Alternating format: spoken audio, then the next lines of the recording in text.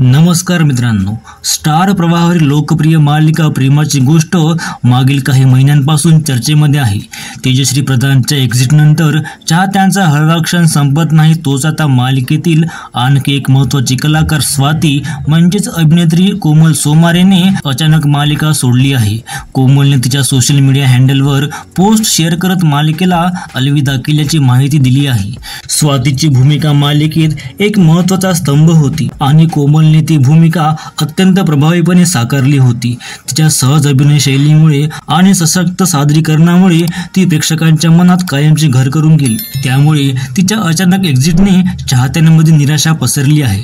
तरीही मालिकेचं चक्र सुरूच आहे। आता या भूमिकेसाठी कोमलच्या जागी अभिनेत्री नम्रता सुमिराजची निवड झाली असून ती स्वाती कोळी ही भूमिका साकारणार आहे। नम्रता याआधी मन धागा धागा जोडते नवा या मालिकेतही महत्त्वाच्या भूमिकेत झळकली होती।